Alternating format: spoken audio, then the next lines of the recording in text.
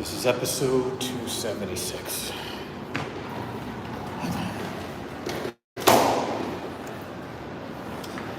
And I gotta say, those 2 weeks, which were essentially active rest weeks for my legs, man, I do miss them.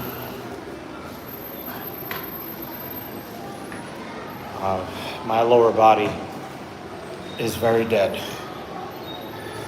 And, you know, you're not really supposed to go back to the same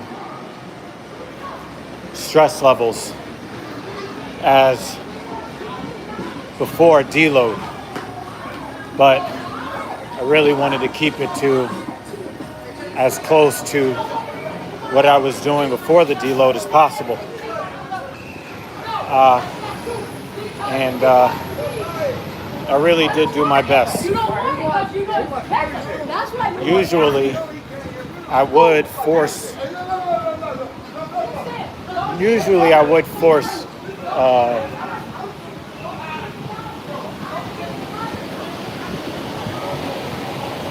every single rep of every single set that I have planned. But at the end, my body was giving me signs that I had to make a smarter move, and sometimes forcing every single repetition that has the potential of doing more harm than good. So I listened to my body. So before I started the deload, on my squat portion of my Sunday leg day, my working sets were 2 sets of 9 at 255, 2 sets of 9 at 225 on the barbell back squat. So I kind of left it for my body to tell me whether I was going to be able to do sets of 9. And once I got through the 8th repetition on set 1 at 255, I knew that a 9th rep would be unwise, so I kept it to 8. When I went into set 2 at 255, my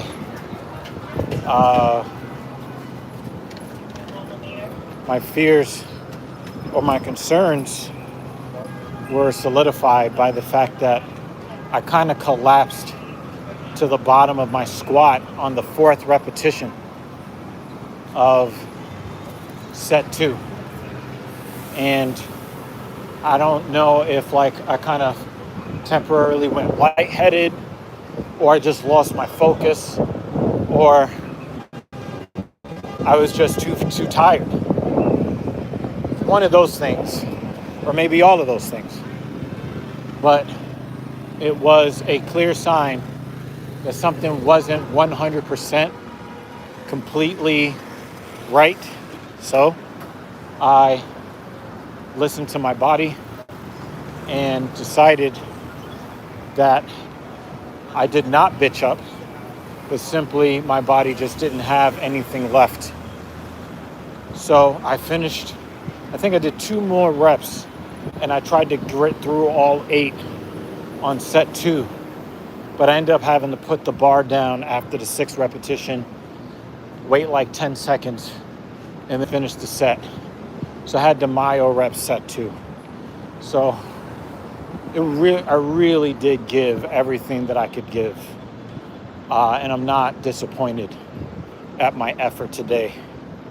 So when I dropped the 225, I was only going for sets of 8, just straight through. And I wasn't really going to play any games with it.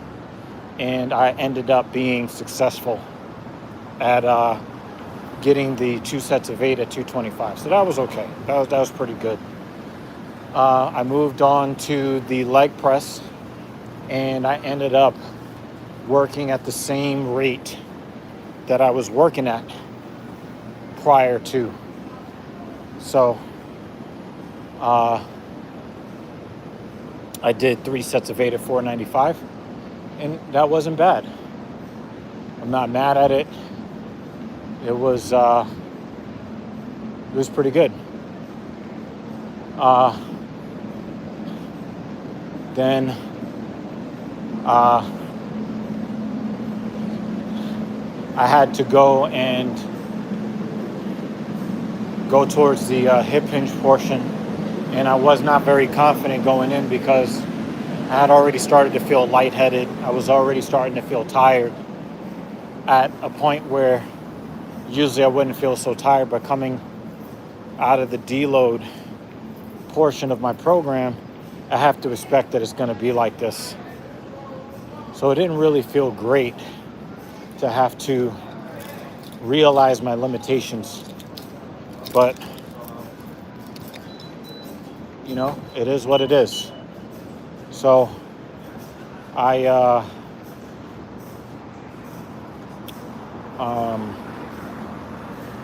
went in, warmed up for the deadlift, and I was really worried about hurting my back the way my back was hurt when I was forced to go into the deload anyway.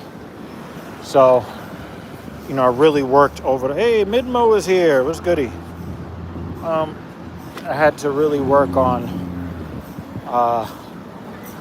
making sure that my warm-up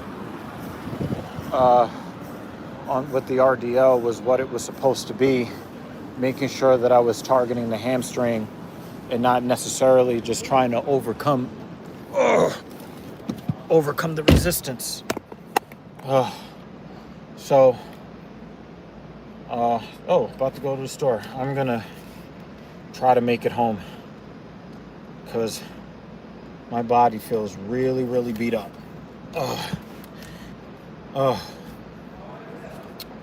So, you know, I warmed up with the RDL barbell, and you know, it worked out. It worked out, in my opinion, pretty well. I only felt my hamstrings. I didn't really feel any of my lower back. So that was a positive development. But I really, really felt the heaviness. I could use a good workout right now. Yeah.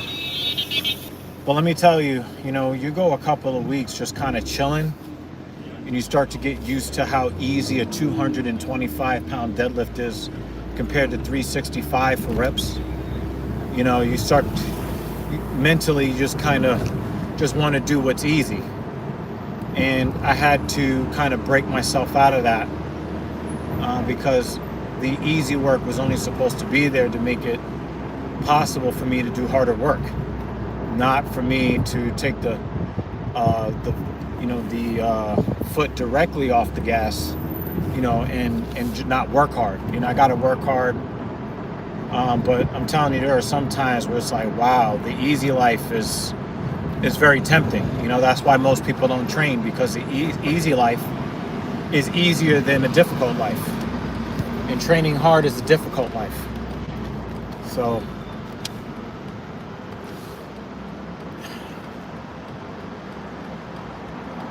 yeah, I deloaded lower body for 2 weeks, and it definitely, it's addicting to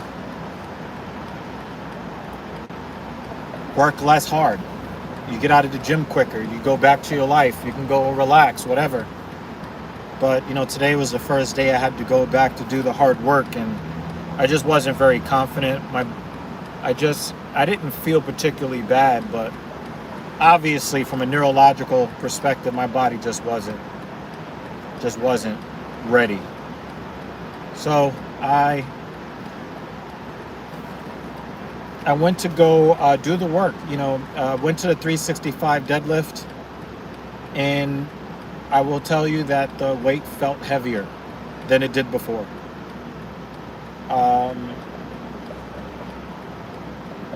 The weight felt heavier.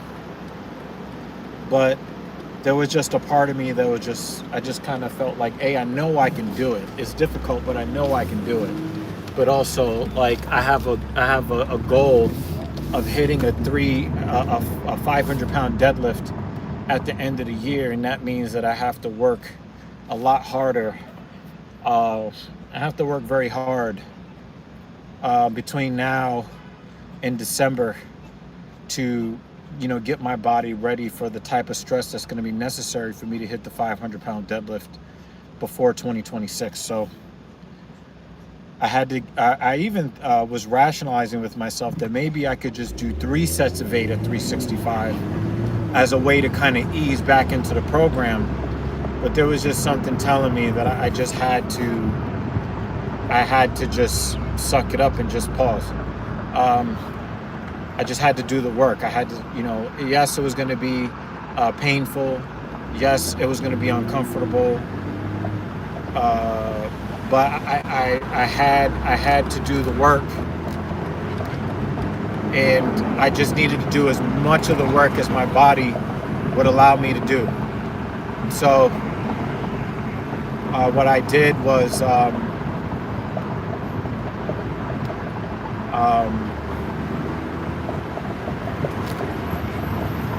I gritted my way through, the first set, and I just thought to myself, if I get one more set, then I'll be halfway. And I had to kind of mentally coax myself. Now, I did have some help today. I had some help from the WWE Vault channel on YouTube that is currently running a marathon of Attitude Era full-length matches. And I watched match after match after match, listen to old entrance themes and, watched a bunch of crazy matches. And, during the portion that I was trying to survive the deadlift, I was watching The Rock versus Triple H in an Ironman match with the Heartbreak Kid, Shawn Michaels, as a special guest referee. And you're seeing these guys slug it out, and you could tell that Triple H is the heel in the match. And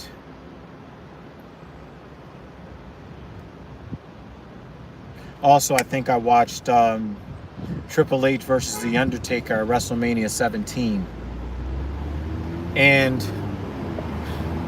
I'm watching these guys go back and forth, back and forth. Triple H hits The Rock with probably the second meanest chair shots to the head that I've ever seen. The meanest chair shot that I think that I have to give credit to is, I believe it was The Undertaker on Maven at the Royal Rumble, after Maven eliminated The Undertaker at the Royal Rumble. And the chair shot that The Undertaker hit Maven with back then gave me a concussion in the summer of 2025. That was the nastiest bald-faced chair shot I think I've ever seen in my life. And then the second one was the chair shot that Triple H hit The Rock with in that Ironman match, where he actually gave up a fall via disqualification. The chair shot he hit The Rock with was so fucking wild. I mean, I could not believe the chair shot. I would, like, god damn.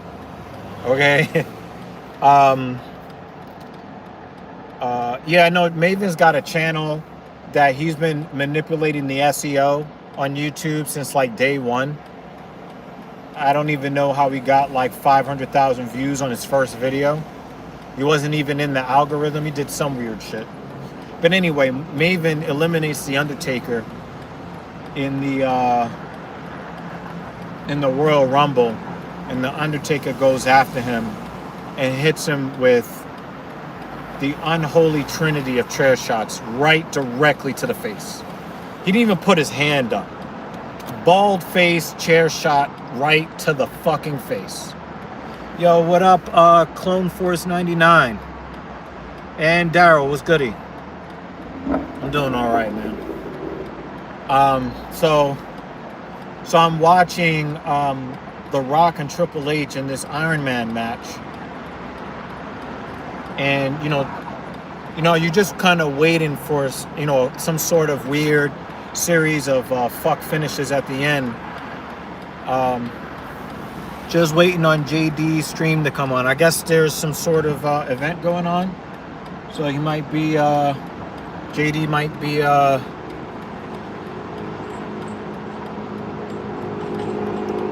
yeah. I just don't understand. I mean, I know that Maven won Tough Enough and all of that, and that was cool, but I don't know. But shout out to JD. I actually texted JD earlier in the week. I was flipping through my Google News feed, and JD was talking about I guess the guy that didn't get re-signed in WWE, the annoying, the guy that was annoying Sami Zayn. I forget his name, but apparently, there's some backstage, expose type thing where there's some Carrying Cross. And so JD had a video, and JD's video came up in my Google News feed. So I just quickly, I took a screenshot, and I was like, yo, JD, you made my Google News feed. He was like, get the fuck out of here. It's like, hey, JD's moving up in the world. Vince Russo was talking about him earlier this week. Talking about JD or talking about Karrion Kross? Oh, Forbidden Door. Okay. All right, that makes sense. Let me see what Clone Force said. I've been playing a lot of GTA 5 online lately, and to be honest, GTA 5 storyline was one of the best ever. My favorite character is Franklin. Trevor is a crazy mofo. I think I talked about it on this channel already, but I made the mistake in San Andreas of doing the tank and the unlimited ammo cheat code, and then just kind of running it up to 6 stars and had the military coming after me and just kind of blasting everybody with the tank. And so I kind of ruined the game for myself. But I'm glad to see that you're enjoying GTA 5. I know that people are still waiting on GTA 6.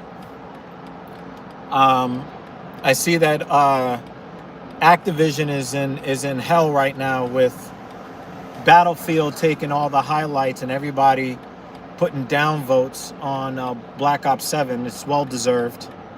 But glad to see the Call of Duty community is finally realizing what I realized after Infinite Warfare, and that is that the gaming industry does not care about us gamers anymore.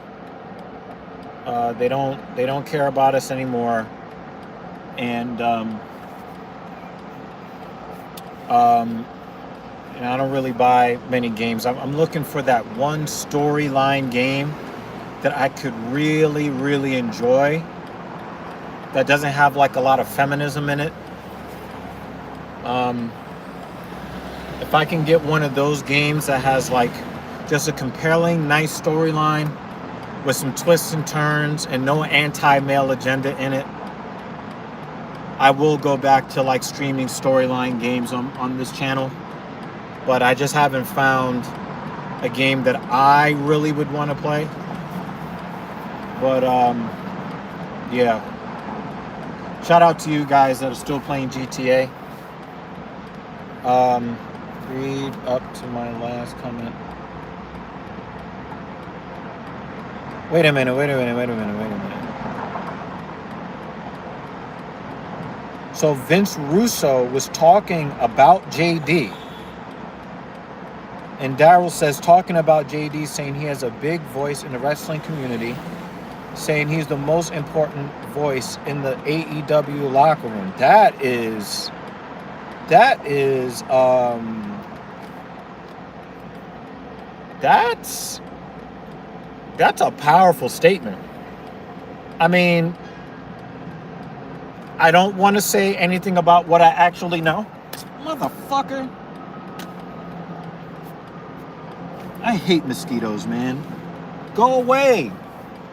Fuck. Trying to smash this fucking mosquito.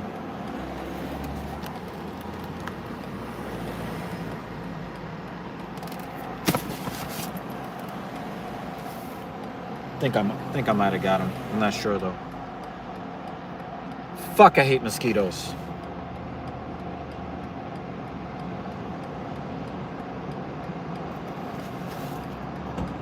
Anyway. So you can't stop acting like what he says about their company matters. They keep making a reference. I don't know if the AEW locker room is keeping JD relevant, or if what he's saying makes so much sense that they are forced to pay attention to what he's saying because what he's saying makes too much sense. Yeah. So, ayo, pause, Smart. Pause. That was flag on the play. I think that what JD says makes too much sense. If what JD was saying didn't make any sense, then they would just ignore him. You know, like if usually any voice that is not striking a nerve would just be ignored. And it's so obvious that they are the AEW locker. And you know what? I also, I've known JD for a long, long time, okay? And I get the sense, without giving away too much of what I know, I believe that JD is saying a lot of things that the AEW locker room wish they could say publicly, but they won't say publicly because they don't want to get on Tony Khan's bad side. That's my perspective on it. I'm not giving away any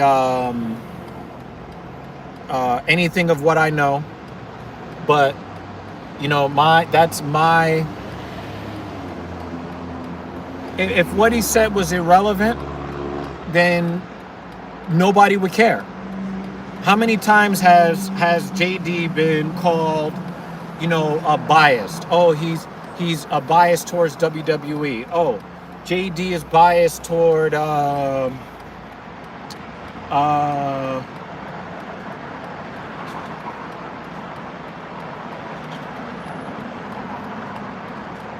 JD is biased toward AEW. JD is biased toward, WWE, whatever. Like, anytime he says something that somebody doesn't agree with, they want to hurry up and jump to, hey, Mrs. Evil is in the stream. Anytime JD says something that somebody doesn't want to hear, they need to say something that will try to discredit what he's saying without addressing directly what he's saying. So that's how you know that what he's saying holds merit.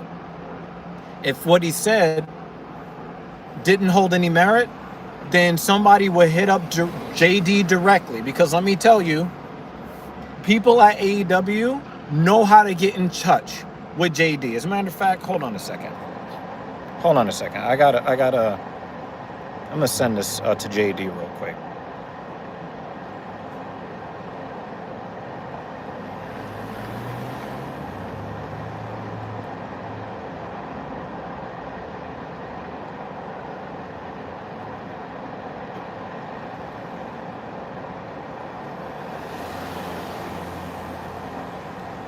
Yeah, I just texted this stream over to JD. I don't know if he's actually going to show up. He's probably working. But, if what JD was saying held no merit, somebody would very quickly hit him up in back channels and be like, that's inaccurate. But instead, people are doing the subtweeting probably. They're, trying to deflect from the point that he's making. And, JD has been saying for a long time, because JD is a pro wrestling fan just like everybody else, but he is a very well-versed fan of the sport. He understands that it does not, and I think I've been saying this to you, Midmo, specifically. I think I've been saying this to Mrs. Evil specifically and a couple of other people. So that I'm not just, pulling this out of my ass because I support JD. I've been saying for a long time that women's wrestling has not been good. They were doing bra and panties matches. They were doing all kinds of BS, so that when they did the women's revolution and they started to get away from the Divas title and they went to the women's title again, the in-ring performance mattered a whole lot more when the women wrestled, because it was the first time we were really seeing women put forth the kind of effort that is necessary to take them serious as professional wrestlers. So, because of that, we tend to care more and we tend to be more critical of how women wrestle, the in-ring wrestling product of the women. But when it comes to the men's product, especially if you look at the way that professional wrestling has basically taken the Attitude Era and the stars of the Attitude Era and basically become a watered down version of the watered down version of the Attitude Era, complete with not just, like, as much as I like LA Knight is a cheap melding of The Rock and Stone Cold in one gimmick, right? Now, I think that LA Knight deserves a lot more respect than what he's getting, but really, who do you have in the WWE on the men's side that is more than just somebody who got the blessing from a previous star that they can use their moveset and or finisher? So basically, we're taking the star power of 25, 30 years ago, and we're trying to pass on that star power directly to guys who can't hold the candle to those guys, at least when it comes to work rate, when it comes to how they work a match and tell a story with the match itself. So, as a wrestling fan who is very particular about what I watch on the WWE side, if the story is not hitting, I'm not watching. It's just not. Me and JD have been friends for a long time, so I try to watch at least some of it, so I have something to kind of go back and forth with him on. But the stars of today are just not, they're just not as compelling as the stars of yesteryear. The matches are not as inventive. They keep rehashing and regurgitating the same stuff, but in a safer way than what they did beforehand. So if you've been a wrestling fan for a long time, there's really no reason to really stick hard body with the current product unless the story is hitting. The story has to hit. So when they did the whole bloodline thing, and that, they rose the whole bloodline thing, that was something that was worthy of caring about. When they brought the Judgment Day with Edge and all of that, that was something that was worth caring about.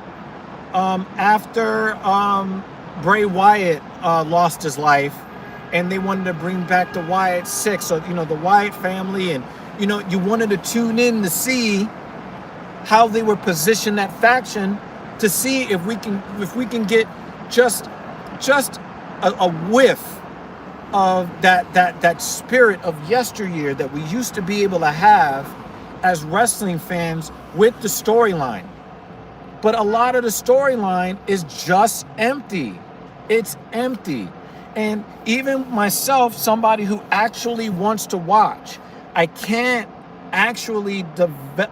devote time when there are more entertaining things to do. There are more important things to do with my life. This is baseball season, and I have to make a choice between, watching the Mets or watching Monday Night Raw. But when I think about the wrestlers that are on by Monday Night Raw, and I look at the Vision, right? I wanted to care about the Vision, but even that is a cheap heel faction. That doesn't really hit the way, it doesn't really hit. Like the stakes don't really feel that high.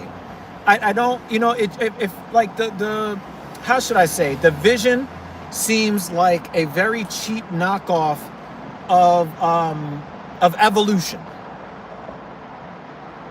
So it just feels like they're not really creating any new dynamics. There were no new move sets.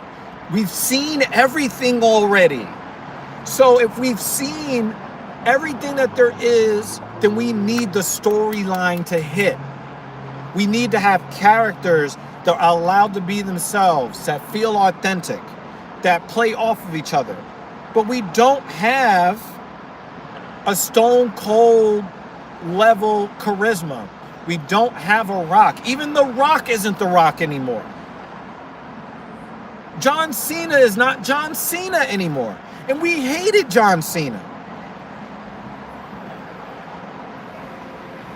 There's nothing that really draws you to the product. So, if you are going to get what you want out of the wrestling fan today, I gotta go back to what JD was talking about years ago, long-term booking. You gotta stop having creative.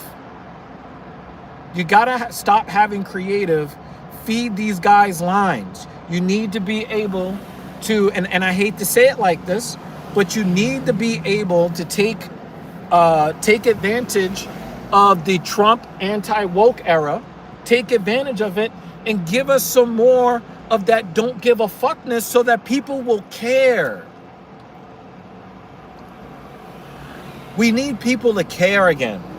And I just don't see anything that is going to make people care.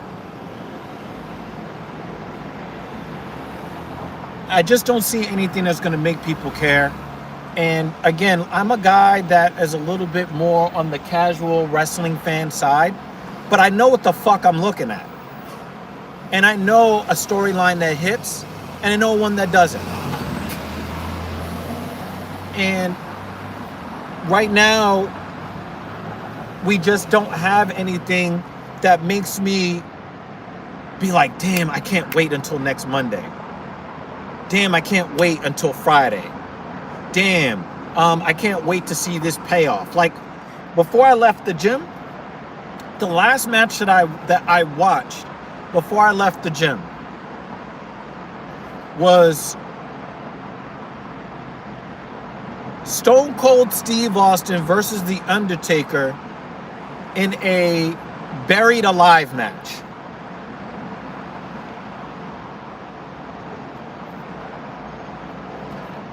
And you watch the way, because again, maybe I'm kind of understanding this as I'm kind of going along, and I'm finding a way to like actually express exactly what I think on the matter. Not only have we seen all the move sets, but guys don't tell stories in the match anymore.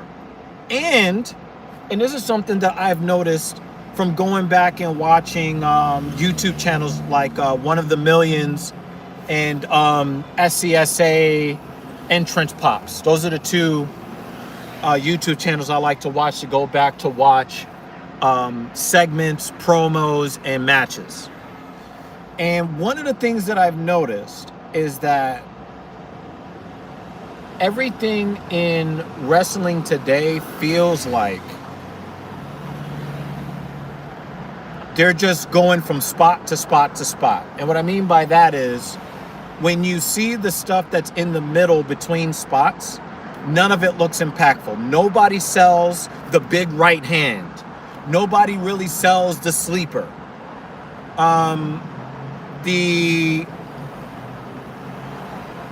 The signature moves that are not finishers, nobody sells them anymore. So there's no emotion in it. There's no real feeling of they're really committed to the bit. So you're just waiting for the next spot. It is a lot of empty space because when somebody goes to throw a punch, it gets no soul because nobody cares. Because the wrestlers aren't in it and the crowd is not in it for the most part. So they're not telling a story they're not doing the little things that they used to do in the Attitude Era. You could say, well, they used to use more blood. They used to use chair shots. But a lot of the most compelling action in WWE circa 95 through 2005 is that everything got sold. Everything. Even people popping out to run interference. The looks on Shane McMahon's face, the look on Vince McMahon's face, the look on Stephanie McMahon's face. You know, when somebody would look up, The Rock would look up, whether he was a face or a heel. There was just a certain way that every single thing that entered into the story was impactful. Now, everybody just does whatever. Everybody just does whatever now. Nobody cares. So there's nothing really drawing you. The characters are not compelling. They don't do the little things anymore. We've seen everything. So if you're not going to tell a story with the match, then basically I'm sitting there waiting for you to tell the story in between the matches. And if the story sucks in between the matches, then I'm just not going to fucking watch. Because you're not telling stories with the match. You're not telling stories in between the match. So why should I care? That's what a WWE is right now. But when it comes to the AEW product, they tried to bet on, wow, we're just going to give you dream matches from New Japan. And you know what? No one gives a fuck. Because we've seen all the moves there are to see. And no disrespect, I know it's going to sound disrespectful, but who is your target audience that jerks off to dream matches? It's a very small amount of people that usually are not very well socially calibrated. Let's just call it what it is. So the problem with AEW is that they want to sign a bunch of talent. The talent actually does cool stuff, but if the story is not hitting, no one gives a fuck. Daryl says TK took all the top New Japan guys from there, so it's not really a forbidden door anymore. I mean, that's probably a good point too. Like, you know, once there are no more dream matches because you basically put everybody against everybody already, then again, what reason besides the storyline are you going to give me to like actually give a fuck? I've been watching a couple of clips on YouTube, with MJF and the guy that lost his brother, the hillbilly redneck guy. And MJF started like mentioning his dead brother and the Briscoe. He started like disrespecting him and the dead brother thing, and the whole thing going on between MJF and the Hurt Syndicate, where MJF was like kissing their ass to get in the group, and then trying to get them to do his bidding, and they're like, nah, go fuck yourself. Like, to me, that's more compelling, but you need more than that to get people to watch long term. And I also think that, like, I get that, like, MJF has like a certain type of grating personality, which makes it very difficult to have him in any kind of group or faction. But they tore down that alliance way too quickly, and there's just nothing that's really drawing you and keeping you long term. And the thing is, a lot of the wrestlers in the AEW, as a wrestling fan that's very casual, there's nothing that I really give a fuck about.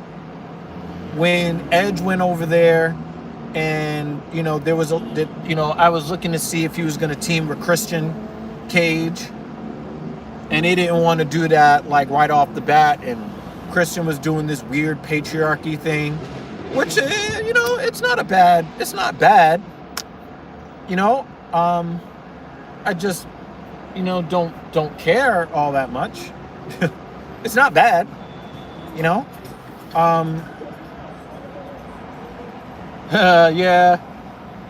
Yep. Look at her driving the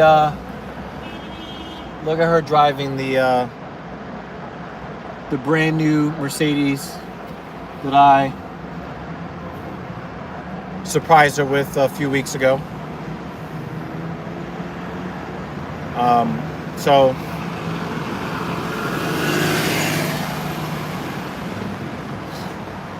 they had their first tag team match together in 14 years today at the O2 Arena. Okay, so they put Christian and Edge together. So I guess before Edge retired, they're going to put together something, because I did see that the patriarchy basically turned against Christian.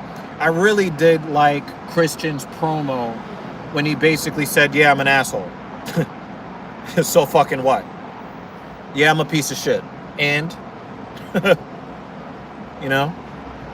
so maybe I should, maybe there is a reason for me to at least look on YouTube to see how they develop this whole Christian Cage thing with Edge. I guess they're gonna do that. That's probably gonna be Edge's last hurrah before he goes on and hangs up his boots. All-time attendance record at the O2. Okay, that's what's up. Congrats to them on that. But again,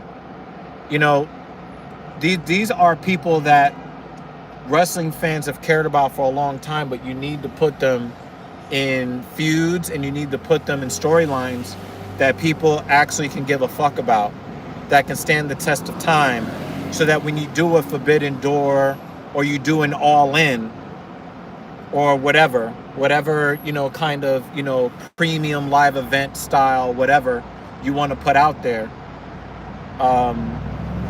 you need to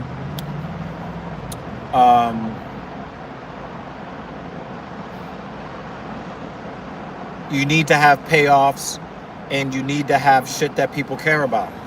Like, I remember watching a piece of a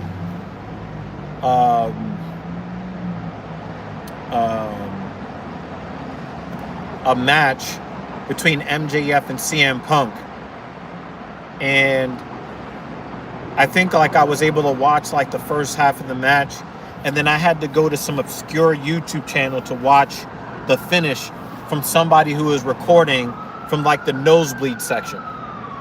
And I was like, wow, that was fucking cool, the way that they made that whole thing pay off between MJF and CM Punk. But since then, there really hasn't been anything that I'm like, you know what? I'm gonna make sure that I turn on my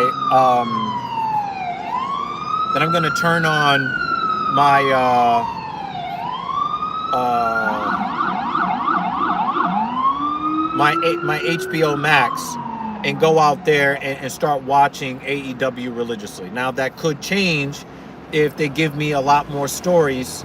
And the thing is, I'm not a New Japan Wrestling. I'm not a guy that watches the indies.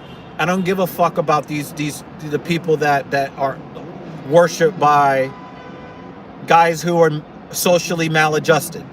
I don't care about them. I care about guys that I've cared about since the 90s and the 2000s. If you put them in storylines that I actually will care about, I'll at least watch the segments on YouTube. How about that? Daryl says Edge and Christian are winning the AEW tag titles in a few weeks here in Toronto. Okay. Midmo says, what is funny and somewhat coincidental, Hiroshima Tanahashi, the Japanese John Cena, who happens to be the New Japan president, is retiring like just under a month after Cena. Okay. Oh, Hiroshi. Yeah, again, like, you're the Japanese John Cena, and I don't care. I'm not that level of wrestling fan. So I don't care. And if you want to draw more viewers, your stories need to draw in more people who don't want to watch a PG or PG-13 or a G-rated show. And we need to get the most out of the end of the careers of legendary wrestlers like Christian Cage and Edge and the guys from the Hurt Syndicate, Bobby Lashley, and start developing more talent that feels natural and doesn't feel so goddamn forced. Anyway, I'm hungry, and Mrs. Evil is walking over here now, so I'm going to show her some love, and I'm actually in a lot of pain right now. Not bad pain, but still a lot of pain nonetheless.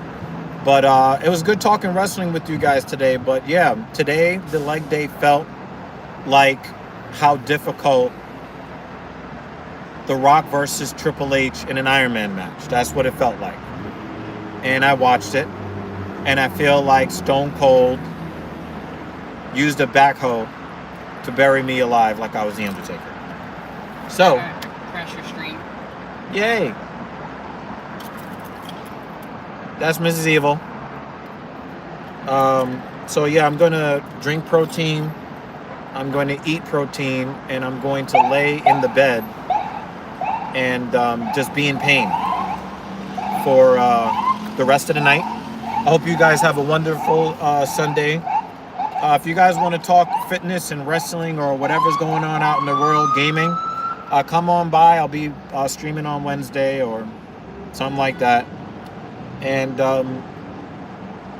again, thank you guys for hitting the like button on the way out. Bye, Jeremy. Mrs. Evil says goodbye to Jeremy. The rest of the gang.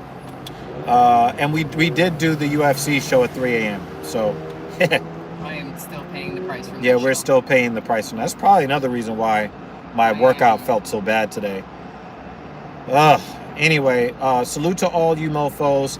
Thank you so much for watching, and I'll see you in the next one. Peace out.